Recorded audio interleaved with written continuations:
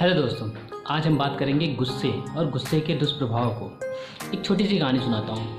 एक लड़की थी जो कि बहुत गुस्सा करती थी, बहुत ज़्यादा गुस्सा करती थी। उसके माँ बाप उसको हर तरह से समझाते थे, प्यार से, मार के, डांट के, लेकिन वो नहीं सुनती थी। उसको गुस्सा आता था तो वो अपना टिफ़िन बॉक्स, अपना थर्मस, अपने बॉटल्स, घर के सामान सब कुछ फेंक दिया करती थी। इतनी ज़्यादा चिड़चिड़ी हो जाया करती थी। लेकिन वो अपने मैम जो होम ट्यूटर थी उनकी बात मानती थी। तो उसकी माँ ने उनकी मैम को ये सारी बातें बताई कि मेरी बच्ची बहुत ज़्यादा गुस्सा करती है, कुछ उपाय करिए जिससे कि ये इसकी जो गुस्सा करने की आदत है वो छूटे, क्योंकि गुस्सा करने से ये अपना खुद का नुकसान करती है। उसकी मैम ने कहा ठीक है, आप मुझे कुछ समय दीजिए, मैं इसको सही कर दूँगी। दूसरे दिन जब वो मैम क्लास लेने आई तो बच्ची को बुलाई कमरे में और कहें कि आज हम पढ़ेंगे नहीं, आज हम गेम खेलते हैं। तो गेम क्या था? बच्ची एक्साइट हो गई कि हाँ मैम बताइए कौन सा गेम है। वो गेम तब मैम ने एक्सप्लेन किया कि अब जब भी तुम्हें गुस्सा आए तो उन्होंने कील लिया और कील को कहा कि जब भी तुम्हें गुस्सा आए तो घर के बाहर जाके बाहर की दीवार पे एक कील हथौड़ी से मार देना। उसने कहा ठीक है मैम, लेकिन इसके बदले मुझे मिलेगा क्या? तो मैम ने कहा जब ये गेम पूरा ख़त्म हो जाएगा तब मैं तुम्हें गिफ्ट दूँगी। अब चूंकि बच्चे होते हैं, उनको गिफ्ट के नाम पे बहुत एक्साइटमेंट होता है, इसलिए उसने शुरू कर दिया। नेक्स्ट डे जब भी उसे गुस्सा आया तुरंत वो गई, कील लेके, हथौड़ी लेके बाहर की दीवार पे खटखट मार दिया। पहले दिन चूंकि उसे बहुत ज़्यादा गुस्सा आया, कम से कम 10 कील उसने बाहर ठोक दिया। दूसरे दिन भी उसे बहुत गुस्सा आया, उसने फिर से 10 कील ठोक दिया। उससे दीवार भरती जा रही थी, लेकिन तीसरे दिन फिर थोड़ा कम हुआ। चौथे दिन उसने जब गुस्सा आ रहा था तो वो सोच रही थी यार अभी गुस्सा आया है, अभी मैं बाहर लेके जाऊंगी, इससे अच्छा मैं गुस्से पे अपने खुद ब खुद कंट्रोल करूं। तो वो बच्ची खुद अपने गुस्से पे कंट्रोल करने लगी, जिससे जो है उसका कील जो गाड़ने की संख्या थी बाहर की दीवार पे वो धीरे धीरे कम होती गई, ग्रेजुअली कम होती गई। और एक दिन ऐसा भी आया कि उस दिन उसने बाहर की दीवार पे कोई भी कील नहीं गाड़ा। इसका मतलब उसको उस दिन पूरा कुछ भी एकदम गुस्सा नहीं आया।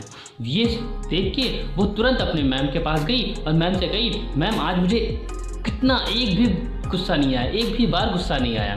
ये सुन के मैम कही बहुत अच्छे, लेकिन अभी तो गेम बाकी है। उसने कहा क्या मैम? उसने कहा अब जिस दिन तुम्हें एक थोड़ा सा भी गुस्सा ना आए उस दिन तुम एक एक कील को निकालोगी। उसने कहा ठीक है मैम। फिर वो नेक्स्ट डे भी उसको पूरा कोई गुस्सा नहीं आया, फिर निकाली। अब चूंकि इतने ज़्यादा कील गड़ चुके थे, कम से कम 50 कील गड़ चुके थे दीवार पे, तो उसे निकालने में काफ़ी टाइम लग गया, कभी महीने 2 महीने लग गए। जब पूरे निकाल दिए फिर वो बहुत खुश हुई और फिर मैम से गई मैम मैंने इतने दिन हो गए और कोई गुस्सा नहीं किया और देखिए ये कितने अच्छे हो गए। मैम ने कहा बहुत अच्छे बेटे, तुमने ये काम तो कर दिया, लेकिन अभी भी इसमें कुछ दिख रहा है। तो बच्ची ने कहा नहीं मैम, अब तो पूरा कील निकाल दी हूँ, सब साफ दिख रहा है। मैम ने कहा नहीं ध्यान से देखो। तब बच्ची ने ध्यान से देखा तो उसने कहा हाँ जो कील मैंने गाड़ी थी उस कील के कुछ निशान लग रहे हैं। तो मैम ने उससे कहा हाँ बेटा, जिस प्रकार तुमने कील जब गुस्से में गाड़ी थी तो यहाँ निशान पड़ गए थे, उसी प्रकार जितने बार तुमने गुस्सा किया उतनी बार तुमने अपने अपनों को, अपने पेरेंट्स को कहीं ना कहीं चोट पहुँचाया है।